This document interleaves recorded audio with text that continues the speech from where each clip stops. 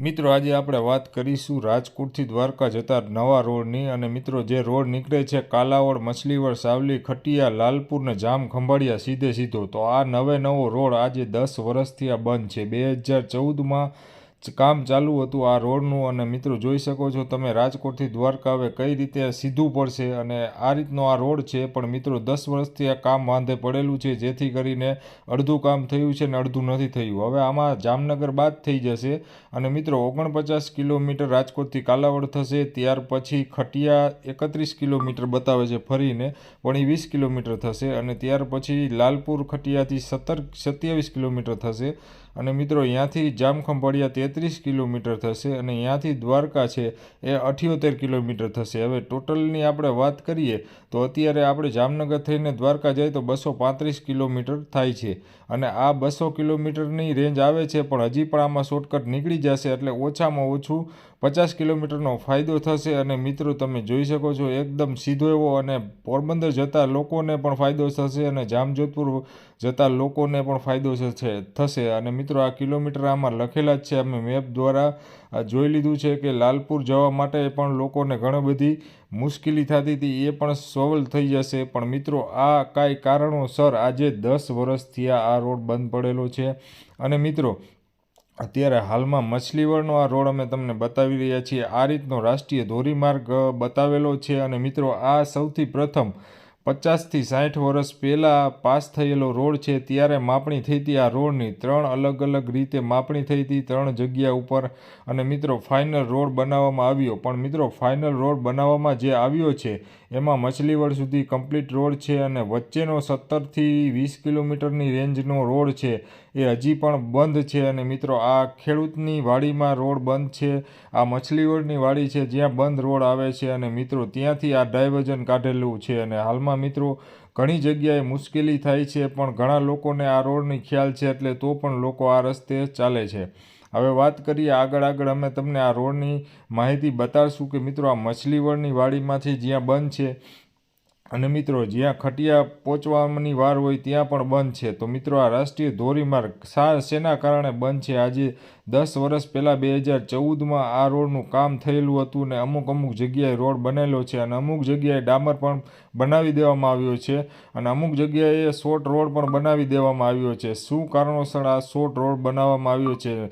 કેમ કે રાષ્ટ્રીય ધોરીમાર્ગ આ બતાવવામાં આવે છે, અને પાસ થયેલો રાષ્ટ્રીય ધોરીમાર્ગ હતો। તો મિત્રો જોઈ શકો છો આ મછલીવડનો એરિયો છે જ્યાં આ રોડ બનાવવામાં આવ્યો હતો। અને મિત્રો આમાં ઘણા બધા વાડીઓના પણ, ખેડૂતની વાડીના વાંધા હતા, ઘણા બધા લોકોને ફોરેસ્ટ એરિયાનો પણ વાંધો આમાં દર્શાવવામાં આવેલો છે। તો મિત્રો અત્યારે હાલમાં જે આ વાંધો છે એ જગ્યા ઉપર અમે પહોંચી ગયા છીએ। અને મિત્રો આ જગ્યા છે એ વજીર ખાખરિયા ગામની જગ્યા છે, અને મિત્રો અહીંયાથી આગળ આ રોડ બંધ છે, એટલે આ ડાયવર્ઝન છે, અહીંથી ડાયવર્ઝન ફરીને જવું પડે છે લોકોને, અને ઘણી બધી મુશ્કેલી પણ થાય છે। અને મિત્રો આ એકદમ દ્વારકા જવા માટે શોર્ટ રોડ છે, અને પોરબંદર જવા માટે, લાલપુર જવા માટે, જામજોધપુર જવા માટે લોકોને આસાનીથી પહોંચી જાય એવો રસ્તો છે, અને હાવ શોર્ટ રોડ છે। પણ મિત્રો શું કારણોસર 2014થી આ રોડનું કામ બંધ કરી દેવામાં આવ્યું છે? ત્યાર પછી ઘણા બધા વાંધા, જે ખેડૂતના વાડીઓના વાંધા હતા, એ પણ જે ખેડૂતના રસ્તાના વાંધા હતા, એ બધા વાંધા હતા। ત્યાર પછી ફોરેસ્ટ વિભાગની આમાં ઘણી બધી જગ્યા આવતી હતી, જેના કારણે આ રોડ બંધ હતો। અને મિત્રો જોઈ શકો છો હવે આ જે રોડ છે એ ડાયવર્ઝન ઉપર આપણે હાલવાનું રહેશે અહીંથી। તો આ જે છે વજીર ખાખરિયાથી ડાયવર્ઝન રોડ ઉપર હાલવાનું રહે છે। તો હું ખાસ કરીને જણાવવા માંગીશ આપણા સાંસદોને, અને જે નીતિન ગડકરી સાહેબને પણ જણાવવા માંગીશ આ વિડીયોના માધ્યમથી, કે ક્યાંય પણ એવા એરિયામાં 10 વર્ષથી આ રોડ બંધ હોય એવો એરિયો ક્યાંય હશે નહીં। પણ આ 2014થી લઈને અત્યારે 2024ની સાલ ચાલુ છે, પણ મિત્રો હજી સુધી આ રોડ બંધ છે। અને આ રાષ્ટ્રીય ધોરીમાર્ગ જેવો રોડ બંધ હોય, અને 60 વર્ષ પહેલાં આ રોડનું જે માપણી થઈ હોય અને ફાઇનલ રોડ થઈ ગયો હોય, એ રોડ હાલમાં પણ બંધ છે। તો મિત્રો આ બહુ એક નારાજગીની વાત કહેવાય। પણ મિત્રો અમે તમને હરેક રસ્તા ઉપર બતાડી રહ્યા છીએ કે આવી રીતે આ કાચા ડાયવર્ઝનમાં લોકો ચાલે છે, અને ઘણા બધા લોકો શોર્ટકટ રસ્તો છે જેના કારણે ચાલે છે. હવે આવડા મોટા પુલ બનાવી દીધા છે, એ પુલની પણ જર્જરિત હાલત થઈ ગઈ, પણ રોડ ચાલુ નથી થયું હજી હાલની તકે. અને મિત્રો જુઓ, રાષ્ટ્રીય ધોરીમાર્ગ જેવા જ આ રોડના પુલ બધા બનેલા છે. તો મિત્રો આ જે છે આ રોડ આખો અત્યારે બંધ પડેલો છે. તમને સામેની સાઈડ બતાવીશ કે અહીંયા રાષ્ટ્રીય ધોરીમાર્ગ આ મોરવાડીની જગ્યા છે આ ગામની, અને મિત્રો જોઈ શકો છો સામેની સાઈડ આખો રોડ બંધ છે, જે ફોરેસ્ટ વિભાગની જમીન છે. જેથી કરીને આ જમીનમાં આ રોડ બંધ અત્યારે આપેલો છે, અને પ્રોબ્લેમ વાંધા શું હોય એ ખબર નહીં. પણ મિત્રો કોઈ પણ રોડના કાંઈ 10-10 વર્ષ સુધી વાંધા ન ચાલે. પણ આ રોડની શું સ્ટેટસ છે, ક્યાંય પણ રોડ આ બતાવવામાં નથી આવતું. આટલો અડધો ખર્ચો કરીને સરકાર શું દર્શાવવા માંગે છે, અને આમાં શું કોઈ અધિકારીઓનું આમ તેમ છે કે શું છે, એ અમને કોઈ કમેન્ટ બોક્સમાં જણાવો. જે કોઈને આ રોડ વિશે કાંઈ માહિતી હોય તો કમેન્ટ બોક્સમાં જરૂરથી અમને જણાવજો. હવે મિત્રો આ મોરવાડીની જે સીમ છે, અહીંયા અચાનક જ રોડ પૂરો થઈ જાય છે, અને આ સામેનું આ ફોરેસ્ટ વિભાગની જગ્યા છે જ્યાંથી જવાનું છે આગળ મછલીવડ તરફ. તો મિત્રો હવે અહીંયાથી આપણે આગળ તમને રોડ બતાવશી કે આગળ ને આગળ ઘણી જગ્યાએ આ રોડ ચાલુ થઈ ગયો છે, અને આવડા મોટા સામે દેખાય એવડા ડુંગર કાપી નાખેલા છે. અને મિત્રો કરોડો રૂપિયાનો ખર્ચો આમાં થઈ ગયો તો રોડનો, પણ હજી અધૂરો રોડ પડેલો છે. તો મિત્રો દ્વારકા જવાવાળા લોકો માટે અહીંથી અત્યારે ચાલીને જે માનતાઓ પૂરી કરવા જાય છે, જેને ખ્યાલ છે એ લોકો અહીંથી જ ચાલે છે. અને મિત્રો આ રોડ જે છે એ ખટિયા થઈને લાલપુર થઈને સીધો નીકળે છે. હવે જોયો સામે કેવો ડુંગર કાપેલો દેખાય છે.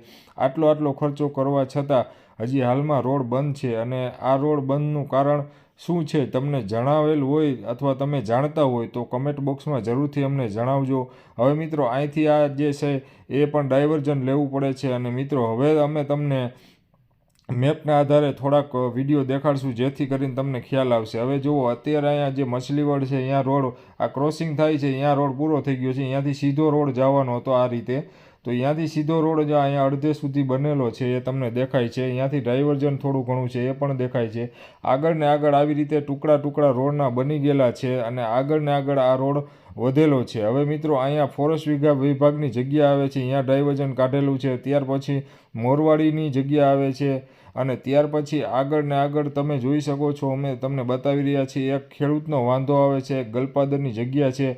જે ખેડૂતનો વાંધો છે એ જગ્યા ઉપર રોડ અત્યારે અટકાયેલો છે, અત્યારે અડધે સુધી બતાય છે. તો મિત્રો આમાં કોઈ જામનગરના જે રેવન્યુ અધિકારી છે, જે કોઈ રોડ વિભાગના અધિકારીઓ છે, એને 100% ધ્યાન આપવું જોઈએ. અને 10 વર્ષથી ક્યાંય રોડ બંધ ના હોય એવી સૂચના છે કે 10 વર્ષ સુધી. અત્યારે આપણો ભારત દેશ આટલો વિકસિત છે અને આટલો આગળ છે, પણ 10 વર્ષથી ક્યાંય રોડ બંધ હોય નહીં. પણ આ રોડમાં શું કહાની છે એ કમેન્ટ બોક્સમાં જરૂરથી એ જણાવજો, અને આ વિડીયોને આગળ વધારજો. હવે આ ખટિયા ગામની સીમ આવી ગઈ, અહીંયા પણ ફોરેસ્ટનું એક કામ નડે છે. હવે શું નડતર ઊભી છે ખબર નથી પડતી. અહીંયા પણ કામ અટકાયેલું છે. અને મિત્રો આગળ ને આગળ તમે જોઈ શકો છો, આ રામપરથી આગળ જે ખટિયા રોડ આવી ગયો છે, અહીંયા પણ આ અટકાયત કરેલી છે રોડની. આટલો રોડ બનાવવાનો બાકી છે. તો આ શું કારણે બાકી છે, અને આ વિડીયોને એટલો ને એટલો આગળ વધારો કે રોડ અને રોડ ડિપાર્ટમેન્ટવાળા લોકોને સુધી આ વિડીયો પહોંચી શકે, અને આપણી સરકાર સુધી પણ આ વિડીયો પહોંચી શકે. 2014માં કામ ચાલુ હતું, જ્યાં 24 થઈ, અત્યારે 2024 છે, પણ હજી રોડનું કામ ચાલુ નથી. જેથી કરીને આપણી સરકાર સુધી આ વિડીયો પહોંચાડવાની ખાસ જરૂર છે. દ્વારકા જતા લોકોને ઘણો બધો ફાયદો થાય એવું છે. તો આ વિડીયોને આગળ વધારો, શેર કરો વધારેમાં વધારે. થેન્ક યુ, ધન્યવાદ, આભાર.